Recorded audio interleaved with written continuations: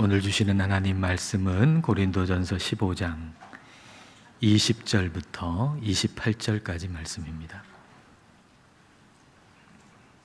한 절씩 교독하시겠습니다. 그러나 이제 그리스도께서 죽은 자 가운데서 다시 살아나사 잠자는 자들의 첫 열매가 되셨도다.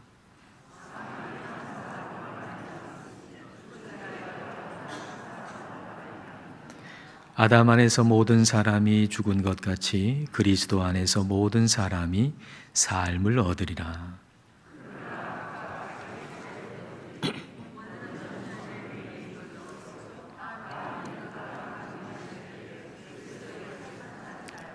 그 후에는 마지막이니 그가 모든 통치와 모든 권세와 능력을 멸하시고 나라를 아버지 하나님께 바칠 때라.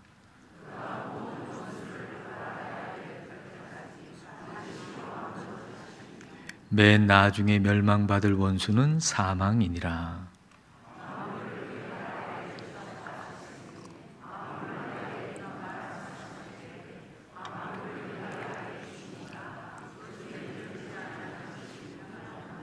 함께 읽습니다. 만물을 그에게 복종하게 하실 때에는 아들 자신도 그때에 만물을 자기에게 복종하게 하신 이에게 복종하게 되리니 이는 하나님이 만유의 주로서 만유 안에 계시려 하심이라. 아멘. 우리는 매 주일마다 사도신경으로 고백하기를 몸의 부활과 영생을 믿습니다 라고 고백합니다. 오늘도 우리는 모두 다 몸의 부활과 영생을 믿습니다 라고 고백했습니다. 그러나 고린도 교회 성도들 가운데서는 몸의 부활을 믿지 않는 사람들이 있었습니다. 아마도 그들은 몸의 부활보다는 영혼 불멸을 더 신뢰했던 것 같습니다. 그리스의 철학자 플라톤이 육체와 영혼을 분리시켜서 죽음이라고 하는 것은 영혼이 육체라는 감옥에서 해방받는 것이라고 말했고, 그리고 영혼 불멸을 주장했습니다. 성경이 말씀하시는 것은 영혼 불멸이 아니라 몸의 부활입니다. 우리가 믿는 것은 영혼 불멸이 아니라 몸의 부활입니다. 20절 말씀 다 함께 읽겠습니다. 그러나 이제 그리스도께서 죽은 자 가운데서 다시 살아나사 잠자는 자들의 첫 열매가 되셨도다. 예수 그리스도께서 부활의 첫 열매가 되셨다는 것은 그 다음 열매가 있다는 얘기죠. 부활의 첫 열매, 여기서 말하는 이 열매라고 하는 것은 영혼 불멸이 아니라 몸의 부활입니다. 그리스도께서 다시 사신 것은 그 몸이 다시 사신 것입니다. 다시 사신 몸은 이전의 몸과 연속성도 있고 불연속적인 부분도 있습니다. 부활하신 예수님 그 부활의 몸을 가지고서 이전처럼 어떤 음식을 드셨지 않습니까? 그리고 손에 못자국, 옆구리에 창자국 그대로 있었죠. 연속적인 부분이 있습니다. 그러나 이 제자들이 문을 닫고 모여 있을 때 예수님께서는 그 가운데 오셨습니다. 그러니까 이전의 몸과는 전혀 다른 불연속적인 면이 있는 거죠. 그러니까 예수님께서 다시 사신 그 몸은 이전의 몸과 연속적인 부분도 있고 불연속적인 면도 있습니다. 그러니까 부활의 몸입니다. 부활의 몸으로 사흘 만에 다시 사신 것입니다. 만일 성경이 영혼 불멸을 이야기하는 것이라면 사흘 만에 다시 사셨다는 얘기는 할 필요가 없습니다. 그냥 죽은 즉시 그 영혼이 그 육체를 떠나서 영원히 산다 하면 그만일 얘기입니다. 그런데 사흘 만에 다시 사셨다라고 말씀하시는 것은 이것은 그 몸이 다시 사셨다는 것을 분명하게 말씀하시는 것이죠. 몸의 부활입니다.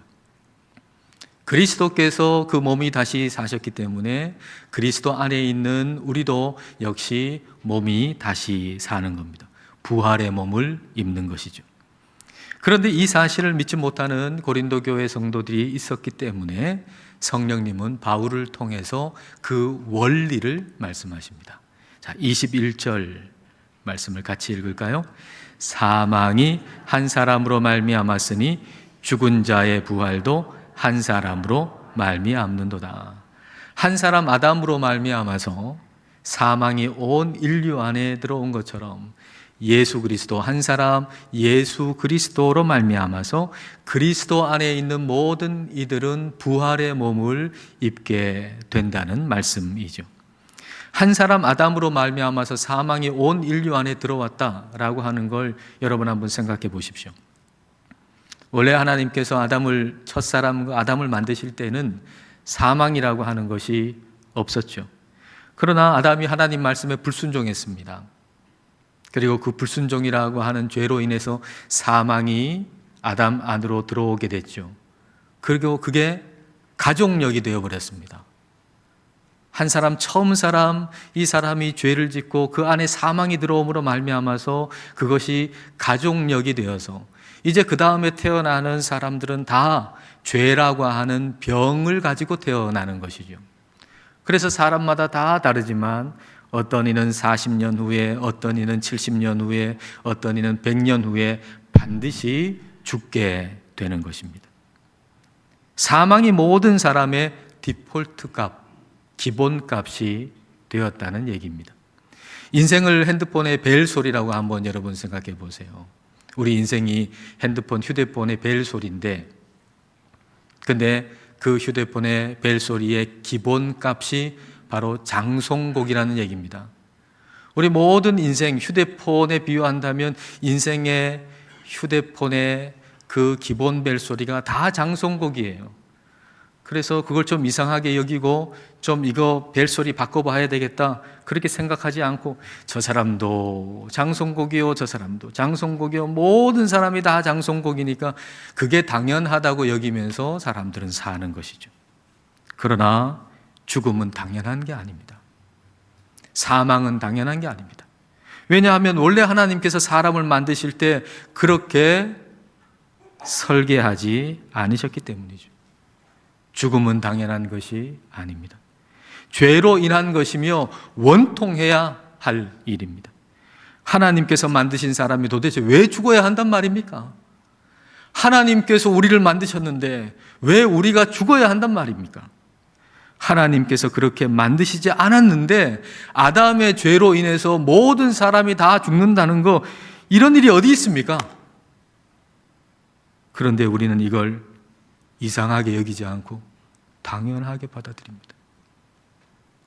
죽음을 당연하게 받아들이고 오히려 몸의 부활을 이상하게 여깁니다. 죽는다는 거 이거 당연하게 받아들이고 몸의 부활, 다시 산다는 얘기, 이걸 이상하게 여기는 거죠.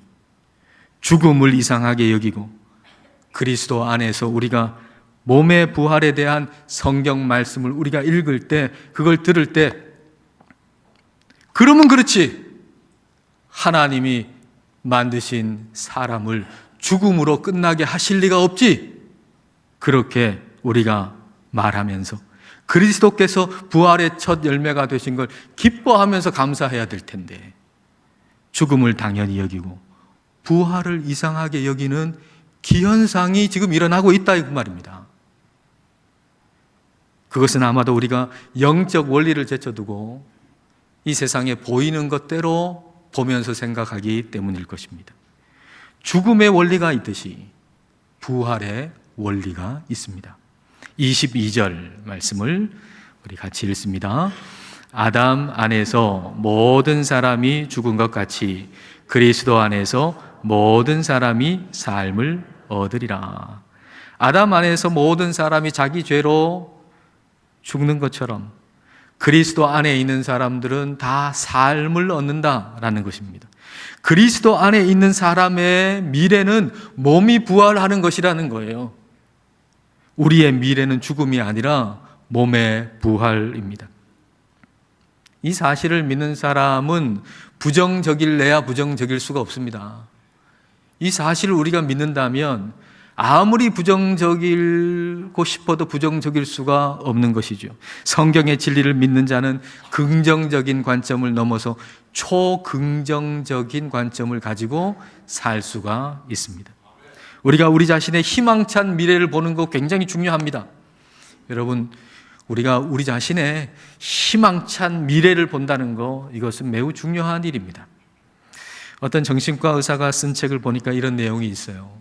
앞으로 치료가 잘 될 것 같습니까? 잘 안 될 것 같습니까? 그러면은 어떤 사람은 잘 안 될 것 같습니다 라고 얘기하고, 어떤 사람은 잘 될 것 같습니다 그렇게 얘기하는데, 잘 될 것 같습니다 라고 얘기하고 생각하는 사람이 치료될 확률이 훨씬 더 높다는 것입니다. 해피엔딩을 생각하는 사람이 절대적으로 유리하다 그 말이에요. 해피엔딩을 생각하는 사람이. 그러면 어떻게 하면 해피엔딩적인 인생관을 가질 수 있습니까? 라고 그분한테 누가 물으면 그분은 이렇게 대답한대요. 해피엔딩으로 끝나는 드라마를 반복해서 보십시오. 드라마 보라니까 여러분 좋아하시는 것 같아요. 해피엔딩으로 끝나는 드라마를 반복해서 보십시오. 왜냐하면 인간은 눈앞에 있는 것, 그것을 보고 배우기 때문에. 사람은 눈앞에 있는 걸 보고 배운답니다. 아기가 태어나면 눈앞에 있는 걸 보고 배운답니다. 그래서 엄마가 웃으면 따라서 웃고, 엄마가 울면 따라서 울고, 그렇게 눈앞에 있는 것을 따라하면서 배우는 것이 인간이라는 것이죠. 그러므로 우리가 무엇을 가까이 두고 보고 무엇을 가까이 두고 읽느냐 하는 건 굉장히 중요한 일입니다. 여러분이 무엇을 가까이 두고 보고 있는가, 지금 무엇을 가까이 두고 읽고 있는가, 이것은 우리의 인생에 매우 중요한 일입니다. 그런 의미에서 우리가 고린도전서 15장, 이 부활장을 2024년 연초에 함께 읽고 나눈다고 하는 거, 이것은 매우 감사한 일입니다. 하나님께서 올해 특별한 은혜와 계획을 우리에게 그렇게 주시고 계시다라고 하는 걸 생각하게 되고 감사하는 마음이 제 마음에 있습니다. 고린도전서를 시작하면서 그걸 이제 2024년 1월이 되면 고린도전서 15장을 설교해야 되겠다라고 그때부터 계획해가지고 그렇게 한 게 결코 아닙니다. 그냥 한 주 한 주 몇 절까지 설교할지 모르고 묵상하다가 감동으로 처음에는 생각을 10절을 해야 되겠다 그렇게 하지만은 어느새 5절을 하게 되고, 그렇게 한 주 한 주 감동으로 그렇게 여러분과 고린도전서 말씀을 나누고 있는데, 지난해 마지막 주일에는 고린도전서 15장에 나의 나 된 것은 하나님의 은혜입니다. 나와 함께 하신 하나님의 은혜입니다. 그 말씀 우리가 지난해 마지막 주일에 함께 나눴고요. 그 말씀을 하나님이 우리에게 주셨고요. 그리고 올해 이제 연초부터 이 고린도전서 15장 부활장을 우리에게 말씀을 주신다고 하는 거, 이거 생각해 볼 때 이게 우연이 아니다. 하나님께서 특별하게 올해 우리에게 주시는 은혜가 크고 우리를 향한 계획이 크구나 하는 걸 생각하게 되면서 제 마음속에 참 감사하는 마음이 있습니다. 이 한 해는 특별히 소망을 가지고 살아야 합니다. 우리의 미래는 밝습니다. 그리스도 안에 있는 우리는 반드시 잘 될 것입니다. 우리의 미래는 죽음이 아니라 그리스도 안에서 몸이 부활하는 것입니다. 그러므로 마음에 부정적인 마음이 든다면, 부정적인 생각이 든다면 고린도전서 15장을 반복해서 여러분 읽으십시오. 여러분 좋은 드라마도 반복해서 보면은 해피엔딩적 인생관을 가지게 된다는데, 이 진리의 말씀을 반복해서 읽으면 더더욱 그렇게 되지 않겠습니까? 하나님께서 우리에게 주시려는 미래는 해피엔딩입니다. 23절 말씀 보십시오. 그러나 각각 자기 차례대로 되리니 먼저는 첫 열매인 그리스도요, 다음에는 그가 강림하실 때에 그리스도에게 속한 자요. 여기 차례대로라고 하는 것은 하나님의 창조의 모습을 얘기하는 겁니다. 하나님이 이 세상을 창조하실 때 차례대로 질서 있게 아름답게 창조하셨잖아요. 마찬가지로 부활이라고 하는 건 새로운 창조라는 겁니다. 부활은 새로운 창조예요. 죽음이 주인 행세하면서 그렇게 엉망으로 만들고 헤집어 놓은 것, 그걸 하나님께서 다시 새롭게 창조하시는 거예요. 여러분, 이 세상에 이 죽음이라고 하는 게 얼마나 주인 행세하고 있습니까? 그러면서 막 다 헤집어 놓고 우리의 인생도 막 헤집어 놓고 엉망으로 만들고, 그게 죽음이라고 하는 존재 아닙니까? 근데 그렇게 만들어 놓은 것을 우리 하나님께서 부활로, 예수 그리스도의 부활로 새롭게 창조하시는 것, 그게 바로 부활이라는 거예요. 먼저는 첫 열매인 그리스도께서 부활하셨습니다. 그리고 그 다음에는 그리스도 안에 있는 자들이 다시 부활의 몸을 입게 될 것입니다.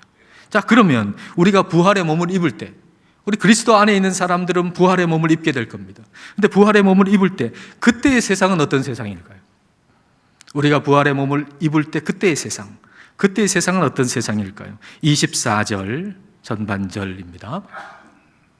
그 후에는 마지막이니 그가 모든 통치와 모든 권세와 능력을 멸하시고, 모든 통치, 권세, 능력이라고 하는 건 하나님을 대적하는 세력을 얘기합니다. 하나님을 대적하는 세력을 우리 하나님이 다, 우리 그리스도께서 다 멸하신다는 거예요. 그렇게 멸하시는 원수 중에는 사망도 포함되어 있어요. 사망, 원수가 사망이에요. 25절, 26절 말씀, 자, 다 같이 읽습니다. 그가 모든 원수를 그 발 아래에 둘 때까지 반드시 왕 노릇 하시리니 맨 나중에 멸망받을 원수는 사망이니라. 모든 원수를 그 발 아래에 두실 때까지 그리스도께서 왕노릇 하신다, 다스리신다 라고 하는 것은 그리스도께서 계획하신 건 반드시 이루어진다는 거예요. 우리 주님께서 계획하신 거, 그것은 반드시 이루어집니다. 그리스도께서 반드시 모든 원수를 그 발 아래에 복종하게 하실 거라는 거죠. 그리고 그렇게 복종하게 하실 원수 가운데 마지막에 멸망받을 원수는 바로 사망이라는 겁니다. 그럼 마지막에 멸망받는다, 이 말은 우리 눈에 볼 때에 이 사망이라고 하는 것은 멸망받을 것 같지 않은 존재라는 거죠. 아무리 봐도 다 사망한테 다 지잖아요. 모든 존재가 다 사망한테 지는 것 같아요. 그래서 이 사망은 죽지 않을 것 같아요. 멸하지 않을 것 같아요. 그러나 이 사망도 반드시 우리 그리스도께서 멸하신다 라는 것이죠. 하나님께서 우리를 위해서 디자인하신 미래는 사망을 이기는 미래요, 사망이 사망하는 미래예요. 사망이 사망하는 미래. 그리스도 안에 있는 우리는 모두 다 부활의 몸을 입고 이런 세상을 보게 될 겁니다. 어떤 세상이요? 사망이 사망한 세상. 사망이 사망한 세상. 우리가 지금은 사망이란 원수의 시달림을 받잖아요. 우리 모두가 다 사망이라고 하는 이 존재의 이 원수의 시달림을 받잖아요. 몸이 아프고, 그리고 누가 죽었다는 소식을 듣게 되고, 세계 곳곳에서, 가까운 곳에서 무슨 사고로 몇 사람이 죽었다, 그리고 사람이 아파가지고 지금 병상에 있다, 뭐 이런 소식을 우리가 숱하게 듣잖아요. 그러니까 우리가 이 사망으로 인해서 엄청난 시달림을 받고 있어요. 우리 모두는 다. 그러나 오늘은 그렇게 지금은 사망의 시달림을 받고 있지만 사망이 사망했다는 소식을 반드시 듣게 될 것이다, 그 말입니다. 저와 여러분 반드시 그렇게 사망이 사망했다는 소식을 듣게 될 겁니다. 여러분, 이건 너무나도 놀라운 소식 아닙니까? 너무나도 크고 너무나도 좋은 소식이어서 그게 좋은지 잘 느껴지지 않을 만큼 크고 좋은 거예요. 너무 커가지고 너무 좋은 것이어서, 그래서 그게 좋은 줄도 잘 모를 만큼 그렇게 좋은 것, 이게 사망이 사망했다는 소식이에요. 100억이 든 통장하고 예쁜 인형 이렇게 놓아두면 어린 아이는 예쁜 인형 선택할 겁니다. 왜냐하면 100억이 든 통장 안에 그 100억이라고 하는 숫자의 의미를 모르기 때문이죠. 100억, 0이 몇 개가 들어있습니까? 1 다음에 0이 몇 개입니까? 0이 10개입니다. 1 다음에 영이 10개가 있습니다. 그런데 어린아이는요, 그 100억이라고 하는 1 다음에 영이 10개가 찍힌 그 숫자의 의미를 몰라요. 그래서 예쁜 인형이 더 좋은 거예요. 아이가 1 다음에 찍힌 10개의 영, 그게 무슨 의미인지 알지 못하듯이 우리가 지금 사망이 사망한다는 것이 무슨 말인지 감이 잡히질 않는 거예요. 사망이 사망했다는 말이 무슨 말인지 감이 잡히질 않아요. 그러므로 우리는 이걸 좀 알게 해달라고 기도해야 돼요. 근데 우리는 하나님께 기도하기를 인형 하나 더 달라고 기도하거든요. 하나님, 저 사람은 인형 2개 가지고 있는데 나 인형 하나밖에 없잖아요. 하나님, 나도 인형 하나 더 주세요. 그리고 인형을 하나 더 주셔가지고 나는 3개 되게 해주시고 저 사람은 2개 되게 해주세요. 우린 그렇게 자꾸 기도하거든요. 인형 하나 더 달라고 기도하지 말고 사망이 사망한다는 게 무슨 의미인지, 부활의 몸을 입는다는 게 무슨 의미인지 깨닫게 해달라고 하나님께 우리는 기도해야 합니다. 세상이라는 인형에 만족하며 살지 말고 사망이 사망한다는 게 무슨 말인지, 몸이 우리가 부활의 몸을 입는다고 하는 게 무슨 말인지 그 위대한 진리의 통장을 선택할 수 있는 믿음의 안목을 달라고 우리는 기도해야 할 것입니다.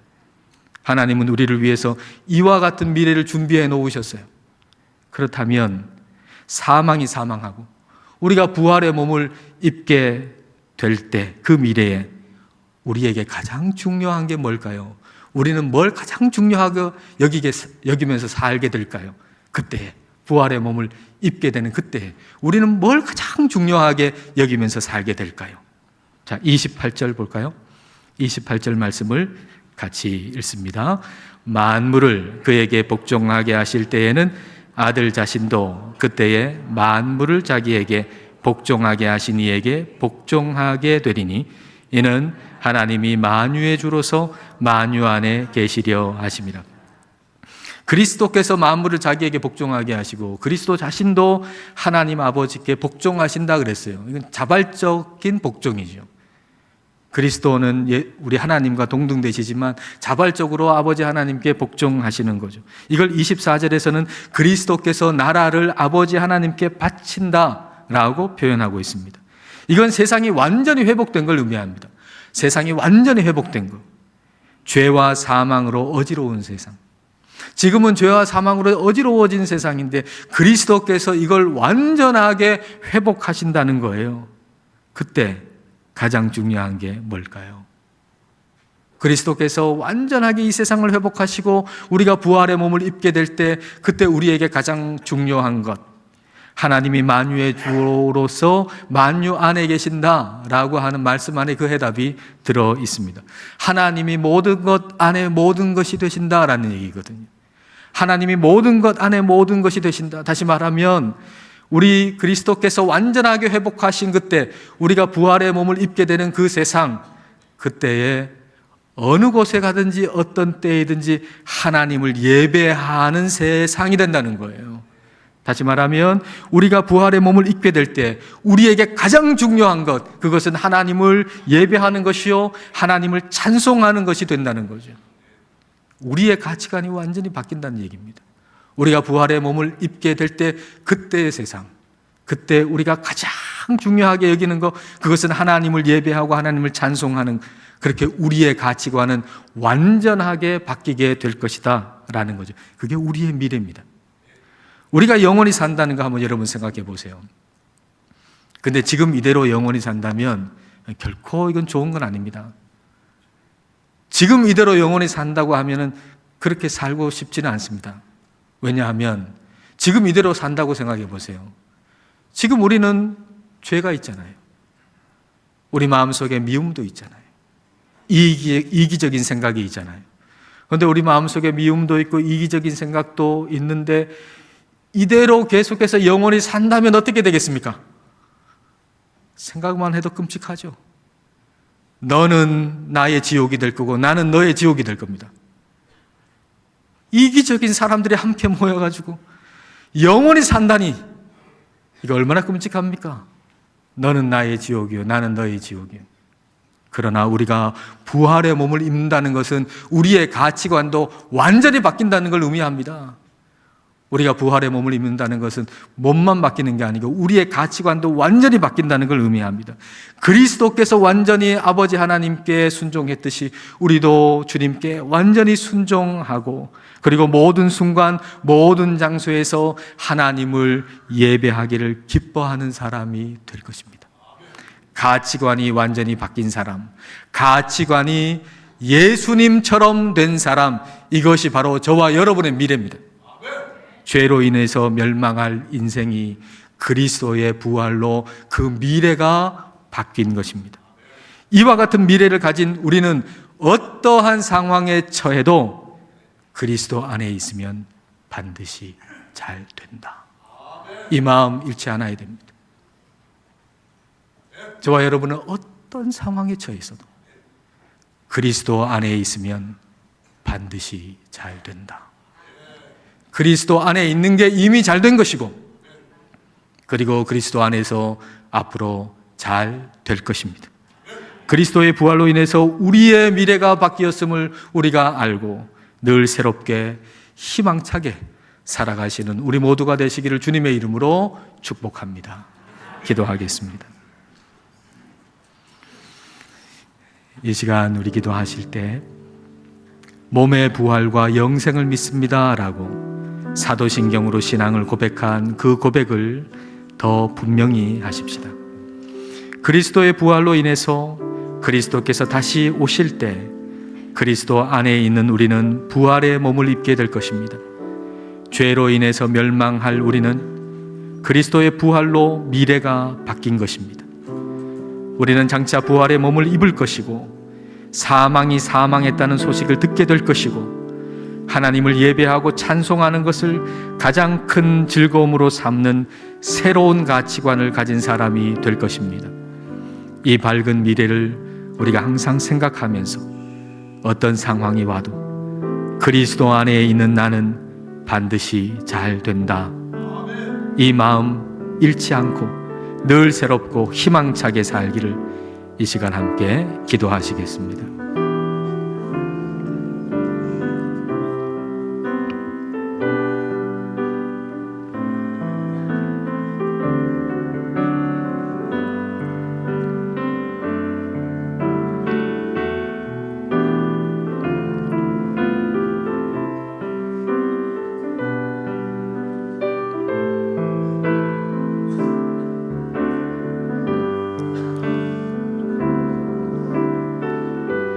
우리를 만드신 인생의 주인 되시는 하나님 아버지, 죄로 말미암아서 사망을 당연한 것처럼 여기는 인생에 찾아오셔서 부활의 첫 열매가 되시고 몸의 부활을 알게 하시고 믿게 하셔서 감사드립니다.